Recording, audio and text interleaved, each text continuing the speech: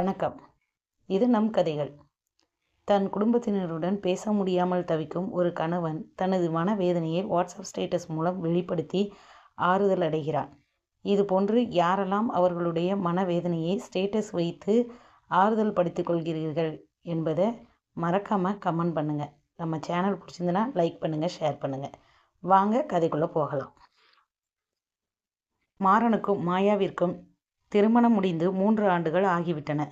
தொடக்கத்தில் இனிமையாக இருந்த அவர்களின் வாழ்க்கை இப்பொழுது ஒரு மௌன போர்க்களமாக மாறியது.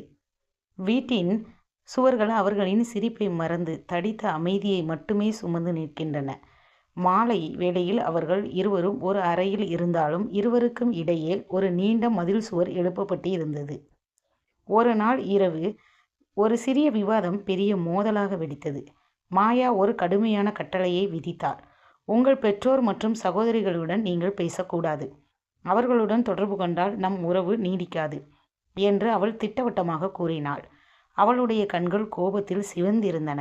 குரலில் எந்த நடுக்கமும் இல்லை. மாறன் தன் பெற்றோரை மிகவும் நேசிப்பவன். அம்மாவின் கைமணமும் அப்பாவின் வழிகாட்டுதலும் அவனுக்கு ஓர் உயிர் நாடி. ஆனால் தன் திருமணத்தை காப்பாற்றிக் கொள்ள அவன் அந்த கசப்பான மருந்தை விழுங்க வேண்டியது இருந்தது.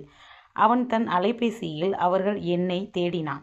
ஆனால் அழைக்கும் தைரியம் அவனிடம் இல்லை.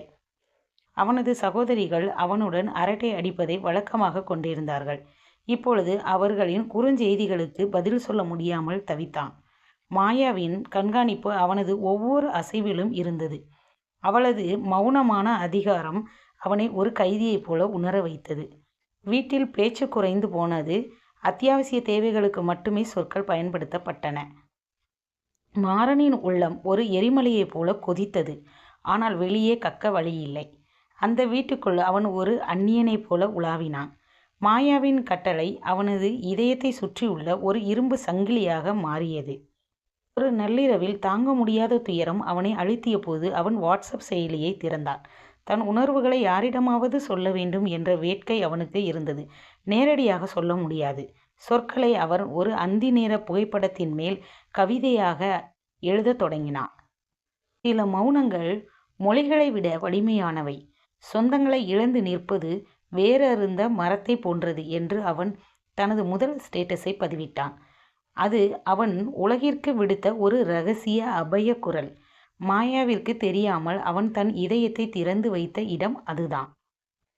அடுத்தடுத்த நாட்களில் அவன் பல கவிதைகளையும் மேற்கோள்களையும் பதிவிட ஆரம்பித்தான். அவனது நண்பர்கள் அதை பார்த்துவிட்டு நலம் விசாரித்தனர். ஆனால் மாறனால் உண்மையை சொல்ல முடியவில்லை. சும்மா ஒரு கவிதைதான் என்று சொல்லி மழுப்பினான். அந்த டிஜிட்டல் உலகம் அவனுக்கு ஒரு தற்காலிக வடிகாலாக அமைந்தது. ஒரு நாள் அவனது அம்மாவிடமும் இருந்து ஒரு புகைப்படம் வந்தது. அவர் உடல்நலம் குன்றியிருந்தது போல தெரிந்தது. அதை பார்த்ததும் மாறனின் கண்கள் கலங்கின. அவரிடம் பேச வேண்டும் என்று துடித்தான். ஆனால் மாயாவின் நிழல் அவன் மேல் விழுந்தது. அவன் அந்த புகைப்படத்தை தன் ஸ்டேட்டஸில் வைத்து அன்பு ஒன்றே மருந்து என்று மட்டுமே எழுதினான். மாயா அவனது ஸ்டேட்டஸை பார்த்தாளா என்று அவனுக்கு தெரியாது. ஆனால் ஒவ்வொரு முறையும் அவன் பதிவிடும்போது யாரோ ஒரு அந்நியர் தரும் ஒரு லைக் அவனுக்கு ஒரு ஆறுதலாய் தந்தது. நிஜ வாழ்க்கையில் மௌனமாக இருக்கும் ஒரு மனிதன் டிஜிட்டல் திரையில் தன் அழுகையை ஒளியின்றி பதிந்து கொண்டிருந்தான். இந்த கதை உங்களுடைய மனதில் ஒரு தாக்கத்தை ஏற்படுத்தியிருக்கும் என்று நம்புகிறேன். மறக்காமல் கமெண்ட் பண்ணுங்கள், லைக் பண்ணுங்கள், ஷேர் பண்ணுங்கள். நன்றி. மீண்டும் சந்திப்போம் அடுத்த நம் கதைகளோடு.